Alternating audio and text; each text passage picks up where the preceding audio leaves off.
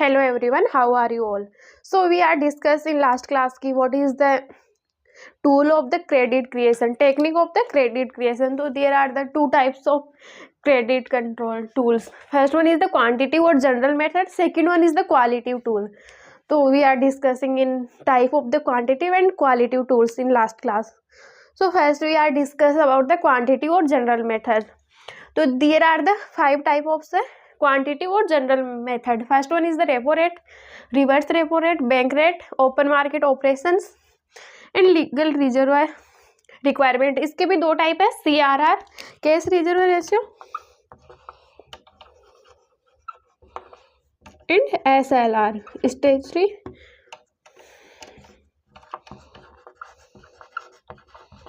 Liquidity ratio. So we are discussing in one by one. तो first we are discussing about the repo rate. Repo rate क्या होती है? तो we are read the definition. तो repo rate क्या होती है? Rate at which central bank lend money to commercial bank. यहाँ पे क्या होता है कि सेंट्रल बैंक क्या करती है? Central bank lend money to commercial bank for short term needs. This loan is given against approach securities. यहाँ पे क्या होता है? सेंट्रल बैंक उनको उनकी मतलब कि उनसे कोई सिक्योरिटीज अप्रूव करवाती है, कोई कोलैटरल सिक्योरिटीज, उसके बदले में क्या उनको लोन प्रोवाइड करवाती है कॉमर्शियल बैंक को. अपन इसको समझते हैं एक साइक्लिक चेन से कि क्या कॉमर्शियल बैंक को नीड हो गई, ये अपनी RBI, ये कोई कॉमर्शियल बैंक है. तो जब भी इसको नीड हो गई कॉमर्शियल बैंक को, तो क्या करती है RBI? कितना माने अपन? 1 लाख मान लेते हैं. 1 लाख रुपए का क्या कर रही है? 10 लाख मान लेते हैं कि कॉमर्शियल बैंक RBI से उधार ले रही है. तो उसके बदले में RBI क्या करेगी? उसे इंटरेस्ट चार्ज करेगी. मान लेते हैं 10% इंटरेस्ट है. तो ये जो इंटरेस्ट की रेट होती है वो क्या होती है? रेपो रेट, जो अलग अलग टाइम पे चेंज होती रहती है. तो अपन इस इंटरेस्ट की रेट को क्या बोलेंगे? इस इंटरेस्ट की रेट को अपन बोलेंगे रेपो रेट. शायद you check the Google, currently ये 6.75%. 6.75% करंटली ये रेट है. तो जब भी अपन क्या करेंगे, अपन को अगर अपन को क्या उधार की नीड होगी तो अपन क्या कॉमर्शियल सेंट्रल बैंक से उधार लेंगे और उसके बदले में जो इंटरेस्ट देंगे अपन उसको बोलेंगे रेपो रेट. और उसके बदले में क्या करता है central bank? This loan is given against approved securities. और जब भी ये लोन दे देगा तो फिर वो अपनी सिक्योरिटीज को क्या कर लेगा? रीपरचेज कर लेगा. तो this is the repo rate. अगर इंक्रीज हो रही है रेपो रेट तो मनी सप्लाई क्या हो जाएगी? रिड्यूस. और डिक्रीज हो रही है रेपो रेट, इसका मतलब क्या हो रहा है? मनी सप्लाई इंक्रीज हो रही है. ये मतलब कि क्रेडिट क्रिएशन को क्या कंट्रोल करती है.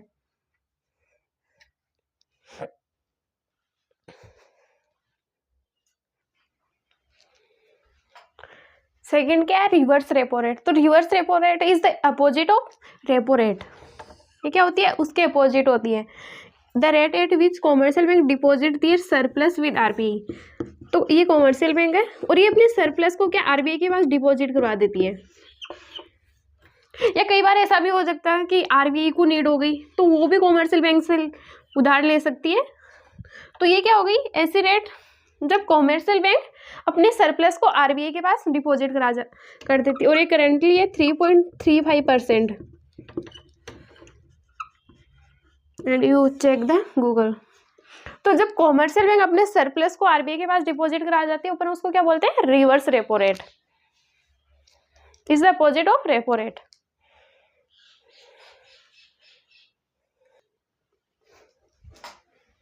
थर्ड क्या है? Bank rate. तो बैंक रेट क्या होती है? The rate which RBI lends money to commercial bank. यहाँ पे क्या होता है? RBI कॉमर्शियल बैंक को क्या मनी उधार देती है और उसके ऊपर जो इंटरेस्ट लेती है उसको अपन बोलते हैं bank rate for meet out long term needs. लेकिन ये दोनों सेम ही है, repo rate and reverse repo. Repo rate में क्या हो रहा था कि आरबीआई कॉमर्शियल बैंक को उधार दे रही थी, और यहाँ पे भी सेम है, लेकिन वो क्या था, शॉर्ट टर्म के लिए था एंड ये लॉन्ग टर्म के लिए। और करंटली बैंक रेट है 6.75%। तो जब कोई आरबीआई से कॉमर्शियल बैंक 1 लाख रुपए लोन ले रही है, तो उसके ऊपर मान लेते हैं 10% इंटरेस्ट रेट है, तो ये 10% क्या हो गए, बैंक रेट। जो क्या करती है, जब आरबीआई की कॉमर्शियल बैंक को उधार देती है तो उसके ऊपर चार्ज करती है।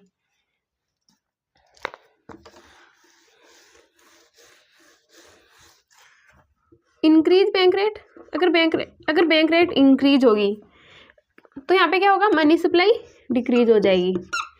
मतलब कि ये रेट अगर इंक्रीज हो रही है तो मनी सप्लाई डिक्रीज हो रही है, और जब ये डिक्रीज हो रही है तो ये यहाँ पे अपन सिंपल इतना समझ सकते हैं, दोनों के बीच में इन्वर्स रिलेशन है। अगर एक इंक्रीज हो रहा है तो दूसरा डिक्रीज हो रहा है, तो इन दोनों के बीच में क्या है, इन्वर्स रिलेशन है। Is the condition of inflation and is the recession.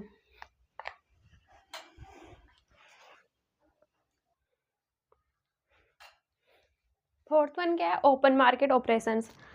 It refers to buying and selling of government securities by the central bank RBI from its the public and banks. तो यहाँ पे क्या होता है, buying मतलब कि जो भी गवर्नमेंट सिक्योरिटीज है वो क्या आरबीआई क्या करती है, उसको बाइंग एंड सेल करती है। इसका पर्पज क्या है, बाइंग एंड सेल करने का गवर्नमेंट सिक्योरिटी, इसमें मतलब कि बिल ऑफ एक्सचेंज आ जाता है, सिक्योरिटीज आ जाती है। तो इन सब का पर्पज क्या है, इंक्रीज और डिक्रीज करने का, ताकि the amount of case in the hold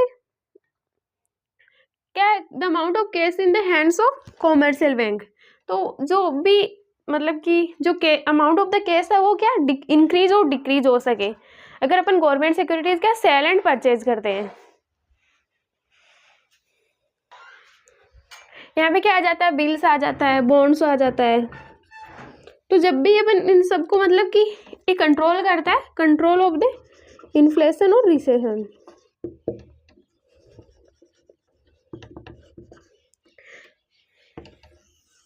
तो कई बार हमें पैसों की नीड होती है तो अपन क्या कर लेते हैं, बाइंग कर देते हैं, और जब हमें पैसों की नीड नहीं होती अमाउंट ऑफ द केस, तो अपन क्या कर लेते हैं, उनको सेल कर लेते हैं। तो ऐसे कंडीशन को अपन बोलते हैं ओपन मार्केट ऑपरेशन, जहाँ पे क्या होता है, इस buying and selling of government securities by the central bank. जो क्या गवर्नमेंट सिक्योरिटीज है उनको सेंट्रल बैंक क्या करती है, सेल्स एंड परचेज करती है from its public and bank. इसका पर्पज क्या हो रहा है, इंक्रीज और डिक्रीज करना एंड कंट्रोल द इन्फ्लेशन और रिसेशन पीरियड।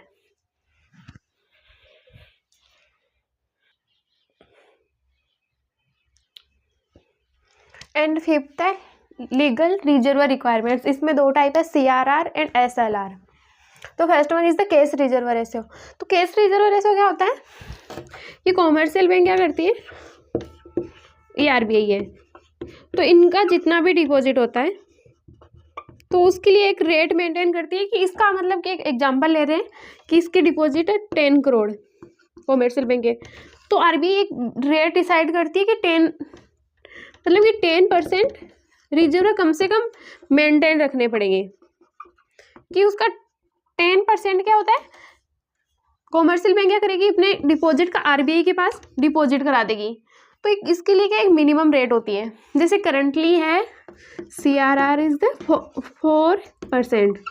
तो इसके लिए क्या करती है, आरबीआई डिसाइड करती है कि कितना, कि अगर इसके पास 10 करोड़ आ रहे हैं, अगर एग्जाम्पल लेते हैं, तो इसका 10% क्या करना पड़ेगा, कॉमर्शियल बैंक को आरबीआई के पास डिपॉजिट करवाना पड़ेगा, और इसके ऊपर आरबीआई कोई इंटरेस्ट नहीं देती है, नो इंटरेस्ट। तो एक मिनिमम परसेंट होता है जो क्या करती है, आरबीआई अपने पास मेंटेन रखती है। It refers to maintain percentage if net demand and time liabilities which is kept by commercial bank with RBI. जो क्या करती है, कॉमर्शियल बैंक आरबीआई के पास डिपॉजिट करवा देती है।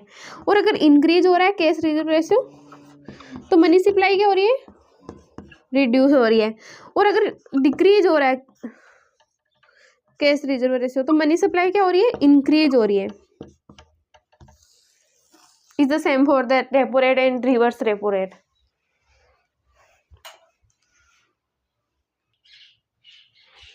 And legal reserve requirement का लास्ट क्या है? First is the CRR and second one is the SLR. तो ये क्या होता है? It refers to the minimum % of net demand and time liabilities which commercial bank are required to maintain them self, जो क्या commercial bank खुद maintain करती है. This reserve is maintained in the form of liquid assets, gold etcetera. यहाँ पे क्या होता है? अपन की अपने गोल्ड वगैरह को कई बार अपन क्या अपने गोल्ड के इनके बदले में क्या लोन लेते हैं, तो उसके ऊपर क्या करती है कॉमर्शियल बैंक, जितना होता है मतलब कि करंटली अपन ने कुछ मतलब कि वहाँ पे अपना कुछ दिया है जिसकी प्राइस है 1 लाख रुपए, तो कॉमर्शियल बैंक हमें पूरा का पूरा 1 लाख रुपए नहीं देता उधार, उसके लिए कुछ कम करके डिडक्ट करके देता है, क्योंकि इनकी क्या प्राइस कम ज़्यादा या कम ज़्यादा होती रहती है. अगर इसकी प्राइस कम भी हो जाती है तो कम से कम हमें इतनी तक हो सकती है, तो उतने पैसे ये देती है. तो इसके लिए क्या करती है, ये कुछ एक इनकी भी एक रेट होती है जो कॉमर्शियल बैंक क्या खुद डिसाइड करती है एंड डिडक्ट करती है. और जो करंटली कितनी है, करंटली है 18%. तो अपन जब भी इनके पास कराते हैं तो किसके फॉर्म में होते हैं? इन the form of liquid asset, gold and etcetera.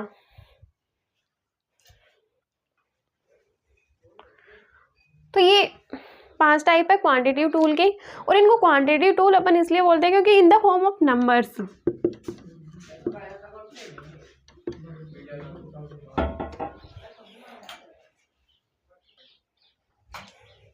जो क्या होती है इन द फॉर्म ऑफ नंबर्स. जैसे अपने देखा कि 18% है, वो 4% थी, कोई 5%, तो ये इन द फॉर्म ऑफ नंबर्स में होती है, इसलिए अपन को बोलते हैं क्वांटिटिव टूल. सेकेंड वन क्या आता है? क्वालिटिव. अपन उनके बारे में डिस्कस करते हैं. सो हमारे यहाँ पे सेकंड मेथड क्या है? क्वालिटी और सेलेक्टिव मेथड क्रेडिट क्रिएशन को कंट्रोल करने की. फर्स्ट मेथड क्या थी हमारी? क्वांटिटिव, जिनमें किसमें होता है? इन द फॉर्म ऑफ नंबर्स में होता है, जिसके 5 टाइप थे: legal reserve requirement, CRR, SLR, RR and RRR. Repo rate, reverse repo rate. तो हमारा सेकेंड वन यहाँ पे क्या है? क्वालिटी और सिलेक्टिव मेथड. इसमें फर्स्ट वन क्या है? मोरल सुशासन. इसका मतलब क्या होता है? मोरल मतलब कि हिंदी में इसका मतलब होता है नैतिक. सुशासन का मतलब क्या होता है? किसी को इंस्ट्रक्शन देना, हिंदी में मतलब कि सुझाव देना. तो यहाँ पे मोरल सुशासन का मतलब क्या होता है? कि किसी को सुझाव देना. जैसे अपने एग्जांपल से समझते हैं, जैसे कि हमारे घर में जो बड़े होते हैं, हमारे पापा हो गए, हमारे ग्रैंड पेरेंट्स हो गए, तो हमें क्या वो इंस्ट्रक्शन देते हैं कि हमें ऐसा ऐसा करना है, और क्या हम उनकी बातें मानते हैं. 99% ऐसा ही केस होता है कि हम उनकी सारी बातें मान लेते हैं. तो यहाँ पे भी क्या होता है कि जो सेंट्रल बैंक है वो कॉमर्शियल बैंक को इंस्ट्रक्शन देती है कि उसे ये करना चाहिए. तो अपन एक बार इसकी डेफिनेशन पढ़ते हैं. This is a combination of privilegation that control bank applies on other banks in order to get them act in a manner in line with its policy. तो यहाँ पे क्या वो उनको कन्वे करती है कॉमर्शियल बैंक को, कौन? सेंट्रल बैंक, उनको कि जो जो ये पॉलिसी बना रही है, जो जो इंस्ट्रक्शन दे रही है, उसको कॉमर्शियल बैंक क्या फॉलो करे. मोरल सुशासन is executed through discussion, letters, speeches and hints to banks. यहाँ पे मतलब कि वो किसके थ्रू वो इंस्ट्रक्शन देती है, तो या तो वो डिस्कशन करती है, सेंट्रल बैंक क्या डायरेक्टली कॉमर्शियल बैंक से डिस्कशन करती है, लेटर्स होते हैं या स्पीच होते हैं, या उन्हें हिंट्स देती है. यहाँ पे क्या है? The reserve bank frequently announces its policy and argues the banks to cooperate in implementing its credit policy. तो यहाँ पे क्या करती है? रिजर्व बैंक अनाउंस करती है और उन्हें पॉलिसी देती है कि वो इस हिसाब से काम करे.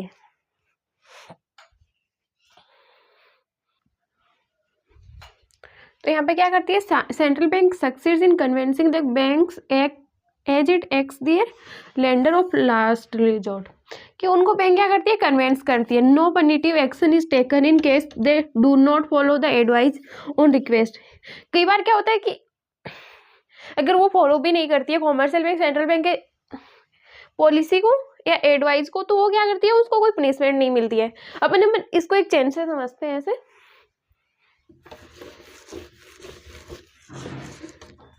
ये अपनी RBI है जो क्या कर रही है? कॉमर्शियल बैंक को इंस्ट्रक्शन दे रही है. या यहाँ पे कॉमर्शियल बैंक है।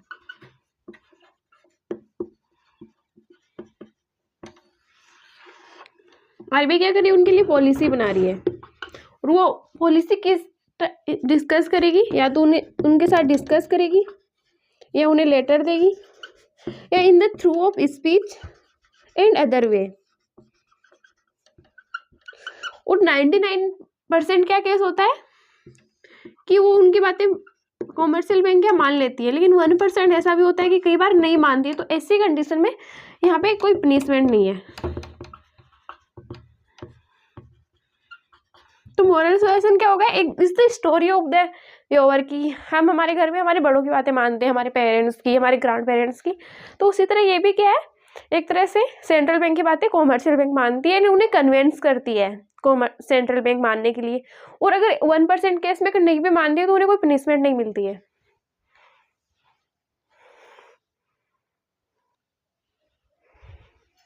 इसमें सेकंड क्या आ गई, सिलेक्टिव कंट्रोल मेथड। ये भी उसके जैसे सेम ही है। यहाँ पे भी क्या कर रही है, आरबीआई कॉमर्शियल बैंक को इंस्ट्रक्शन दे रही है। अपन एक बार इसकी रीड मारते हैं।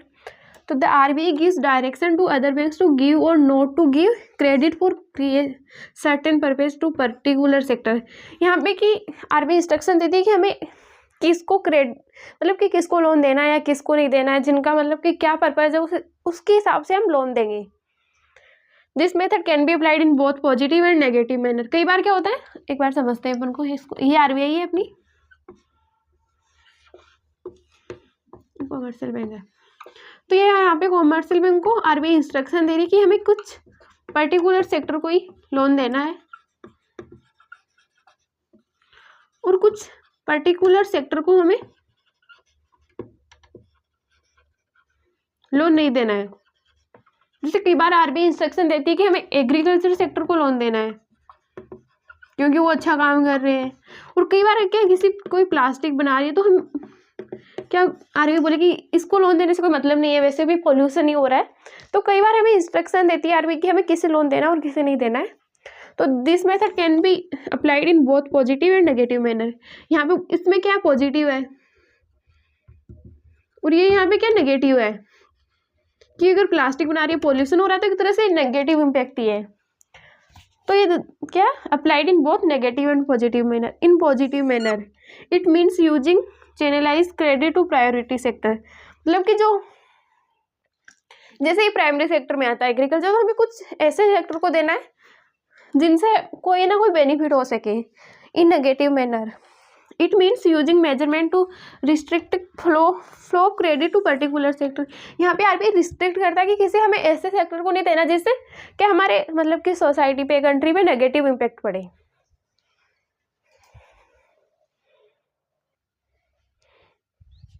एंड इसका लास्ट क्या है, मार्जिन रिक्वायरमेंट। मार्जिन रिक्वायरमेंट क्या होता है, margin is the difference between amount of loan and market value of security offered by the borrower. अपन इसको समझते हैं। जैसे ये कॉमर्शियल बैंक है, ये क्या मतलब कि किसी को लोन दे रही है, लोन देने वाला क्या हो गया, बोरोवर, और उसके बदले में वो क्या दे रहा है आरबीआई को, सिक्योरिटी। कुछ भी दे रहा है, मतलब कि उसने गोल्ड दिया है। तो यहाँ पे आरबीआई क्या करेगी, मतलब कि उसने 5 लाख का गोल्ड दिया है लेकिन उसकी करंट मार्केट वैल्यू है 5 लाख रुपए। तो यहाँ पे आरबीआई 5 लाख नहीं देती है, उसका कुछ मार्जिन रिक्वायरमेंट होता है कि वो 40% इससे डिडक्ट करेगी। कई बार ऐसा होता है। तो यहाँ पे क्या होता है, मतलब इसके 2 लाख रुपए हो गए, तो यहाँ पे कितना आ गया, 3 लाख रुपए।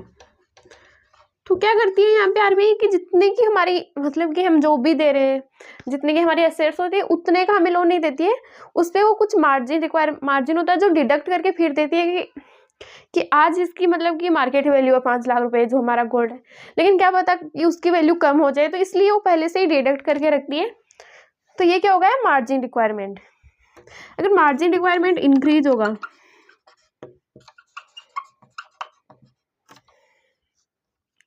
तो मनी सप्लाई क्या डिक्रीज हो जाएगी, और अगर ये डिक्रीज होगा तो मनी सप्लाई क्या हो जाएगी, इंक्रीज हो जाएगी।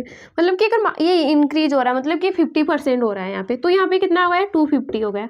तो यहाँ पे पहले 3 लाख दे रही थी, अभी कितना दे रही है, 250। तो यहाँ तो क्या, इसलिए अगर हम इसको इंक्रीज कर देंगे तो मनी सप्लाई डिक्रीज हो जाएगी, और अपन इसको डिक्रीज कर देंगे, मतलब कि पहले ये 40% था, अब अपन इसको 30% करें तो ये कितना हो गया 150, यहाँ पे कितना हो गया 350। तो पहले तो हमें कितना दे रही थी 3 लाख दे रही थी, अब कितना दे रही है वो 3,50,000 रुपये। तो अगर अपन इसको डिक्रीज कर दें तो मनी सप्लाई क्या इंक्रीज हो जाती है।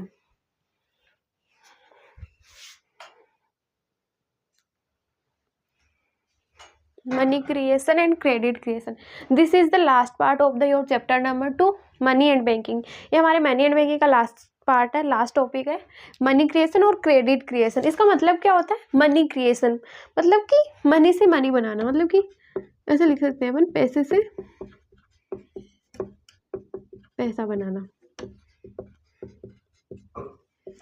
तो मतलब कि मनी से मनी क्रिएट करना, इसका मतलब हो गया। अपन इसके एक बार डेफिनेशन पढ़ते हैं। तो credit creation is the process by which commercial bank are able to create loans, कि एक ऐसी प्रोसेस है यहाँ जहाँ पे कॉमर्शियल बैंक क्या होती है, एबल टू क्रिएट लोन्स, मतलब कि कॉमर्शियल बैंक क्या लोन प्रोवाइड करा सकती है। It is said that loans creates deposit and deposit create loan.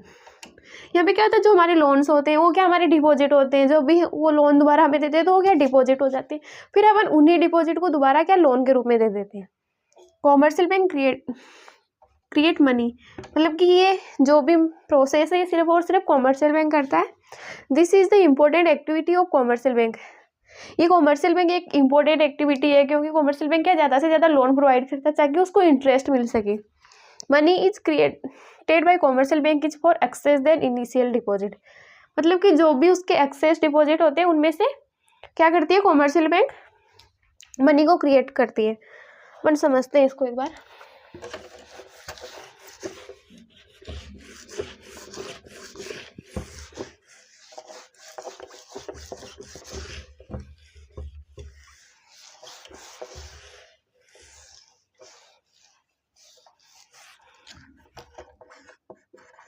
ये कॉमर्शियल बैंक है, ये क्या कर रही है, बोरोवर को पैसे दे रही है, जो भी कि क्या मतलब कि जितने भी लोग हैं उन सबको क्या ये लोन प्रोवाइड करवा रही है। तो कॉमर्शियल बैंक यहाँ पे क्या कर रही है, पब्लिक को लोन दे रही है। मतलब कि कॉमर्शियल बैंक की डिपॉजिट अपन मान लेते हैं एक बार के लिए 1000 करोड़, और उनमें से क्या उसको मिनिमम मेंटेन रखना होता है कैश रिजर्व रेशियो। तो यहाँ पर मान लेते हैं ये 20% है, टू मेंटेन द मिनिमम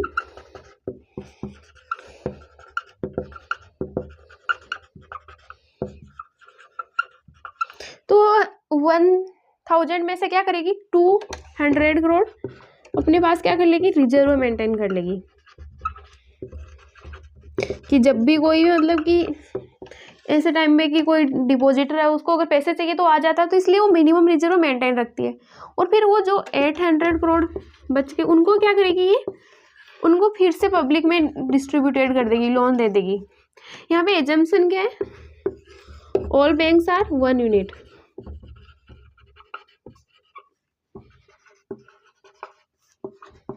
तो इस तरह से मनी क्रिएट होता है कि पहले 1000 डिपॉजिट आ गई, उसमें से वो 800 करोड़ रुपए क्या दे रही है, लोन दे रही है। इसलिए क्या हो रहा है, मनी से मनी क्रिएट हो रहा है। अपन इसको एक एग्जांपल से समझते हैं। तो यहाँ पे अपन एग्जांपल लेते हैं कि कोई पर्सन है, अपन नाम दे देते हैं इसको पी ए, कोई बैंक है बी ए, और उसके प्राइमरी इनिशियली उसके डिपॉजिट कितने 1000 ले लेते हैं इन करोड़, और उसके CRR कितना है 10%। 10% क्या वो रिजर्व मेंटेन रखना है, तो यहाँ पे उसका 10% कितना आ गया 100। तो फिर वो लोन्स कितना दे रहा है 900 करोड़ रुपए, वो रिमेनिंग पार्ट को क्या लोन दे देगा। फिर दोबारा से ये पी बी है, ये बैंक है पी बी, फिर ये क्या दोबारा से मतलब कि डिपॉजिट के रूप में आ जाता है बैंक के पास 900 रुपये, इसके ऊपर ये 10% दे रहा है। ये कितना हो गया है यहाँ पे 90,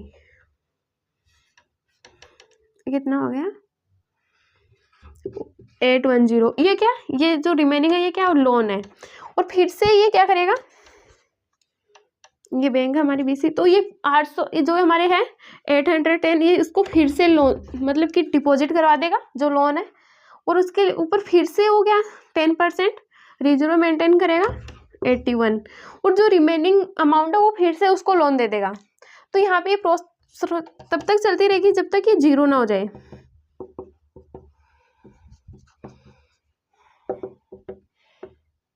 तो ये तब तक चलती रहेगी जब तक ये जीरो ना हो जाए। अपन इसको डायरेक्टली निकाल सकते हैं। यहाँ पे टोटल कितना आएगा, इसका एक फॉर्मूला है money multiplier.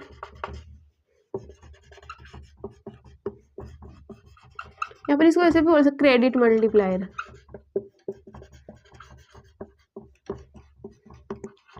Is equal to 1 divide by CRR। ये फॉर्मूला इंपॉर्टेंट है, यू नोट डाउन। तो 1 डिवाइड बाई CRR हमारा कितना है 10%, इंटू 100 भी आएगा यहाँ पे। तो ये कितना हो जाएगा 10 टाइम्स। अगर अपन इसको 10 टाइम देंगे तो ये जीरो हो जाएगा। ये क्या हमारा फॉर्मूला आ गया। और फिर हमें निकालना होगा ये टोटल डिपॉजिट कितना आता है। तो इसका फॉर्मूला है मनी मल्टीप्लायर डिवाइड बाई हमारा जो इनिशियल था वो आ जाएगा। तो ये कितना आया मनी 10 टाइम्स इंटू इनिशियली कितना था 1000, तो कितना हो गया 10,000। तो हमारा टोटल डिपॉजिट कितना आ गया है यहाँ पे 10,000, और उसका 10% निकालना है अब हमें। तो ये कितना आ जाएगा 1000, और यहाँ पे जो रिमेनिंग पार्ट रहेगा वो कितना आएगा 9000। तो इस तरह से अपन कैलकुलेट करते हैं। तो हमारे पास इनिशियली कितने पैसे थे 1000, और ये भी टोटल कितना हो गया 10,000। इसलिए क्या हो रही है, मनी से मनी क्रिएट हो रही है।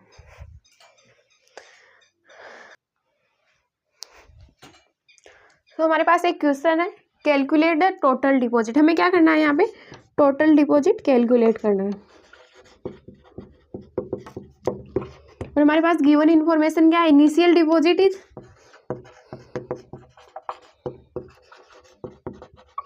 इनिशियल डिपॉजिट कितना हमारे पास 1000 करोड़, एंड CRR कितना है हमारे पास, ये 12.5%। तो हमें इसके लिए पहले क्या निकालना पड़ेगा, टोटल डिपॉजिट निकालने के लिए मनी मल्टीप्लायर, क्रेडिट मल्टीप्लायर भी बोलते हैं इसको। इसका फॉर्मूला क्या है 1 डिवाइड बाई CRR। तो हमारे 1 CRR हमारे पास कितना है 12.5%। यू कैलकुलेट दे कितना आ जाएगा, 1000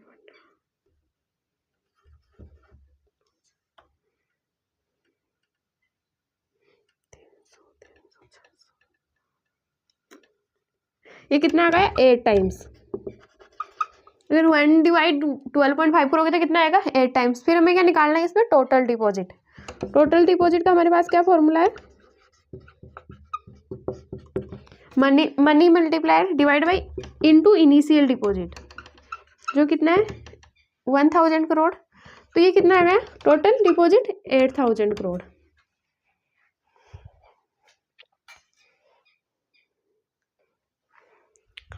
अपन एक और क्वेश्चन करते हैं जिसमें हमें क्या करना है, कैलकुलेट करना है initial deposit.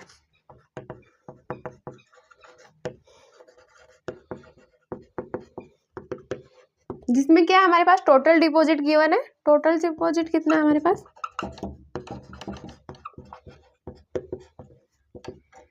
12,000, and CRR is 25%। तो पहले अपन क्या निकालेंगे, मनी मल्टीप्लायर।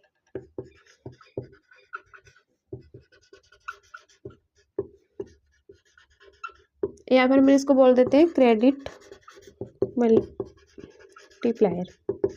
इसका फॉर्मूला क्या है 1 डिवाइड बाई CRR। CRR क्या है यहाँ पे, कैश रिजर्व रेशियो। तो 1 डिवाइड CRR कितना है हमारे पास 25%। तो ये कितना हो गया 1 डिवाइड 4 टाइम्स। हमारे पास टोटल डिपॉजिट निकालने का फॉर्मूला क्या है, total deposit is equal to, you रखते दिस, हमें डायरेक्टली लिख लेते हैं 4 टाइम्स। इसका फॉर्मूला क्या है, money multiplier into initial deposit.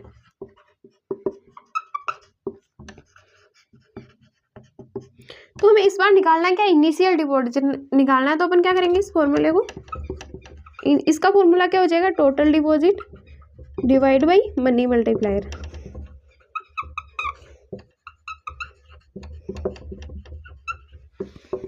इधर आ जाएगा ये इनिशियल डिपॉजिट, मतलब क्यों ये यहाँ पे मल्टीप्लायर में था, यहाँ पे ये डिवाइड में आ गया, तो ये कितना हो गया। तो हमारे पास टोटल डिपॉजिट के यहाँ पे हमें गिवन है 12,000 और मनी मल्टीप्लायर कितना है 4, तो ये कितना हो गया 3,000। तो इसलिए तो हमारा इनिशियल डिपॉजिट कितना आ गया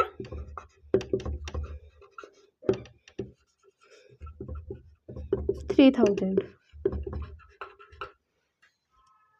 इसके ऊपर अपन एक क्वेश्चन और करते हैं जिसमें अपन निकालेंगे CRR।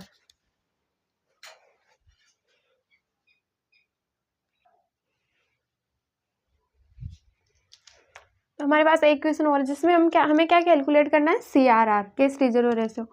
तो calculate the CRR credit creation if total deposit is 1,600 crore and initial deposit is 200 crore.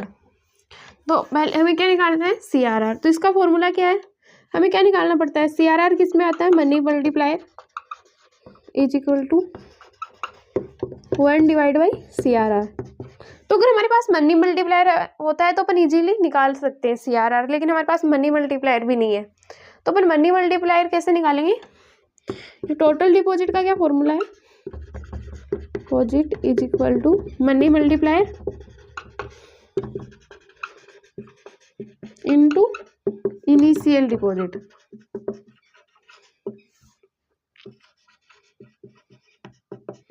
हमारे पास मनी मल्टीप्लायर तो नहीं है यहाँ पे, लेकिन टोटल डिपॉजिट है, ये कितना है 1,600 करोड़। यहाँ पे हमारे पास मनी मल्टीप्लायर नहीं है, इनटू इनिशियल डिपॉजिट भी हमारे पास कितना है 200 करोड़। तो अपन ये निकालते हैं मनी मल्टीप्लायर, कैसे निकलेगा ये इधर मल्टीप्लाई में इधर आके डिवाइड में हो जाएगा, और ये क्या होगा हमारा मनी मल्टीप्लायर। तो ये क्या होता है 8 टाइम्स आ गया ये।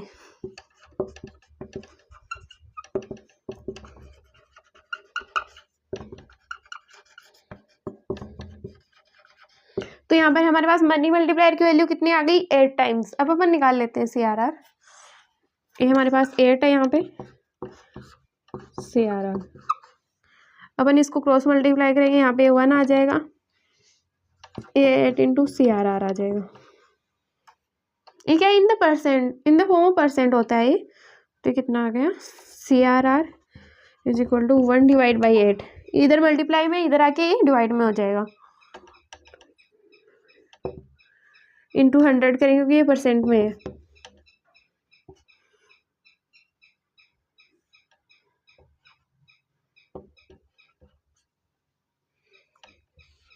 तो ये हमारा CRR कितना आ गया 12.5%।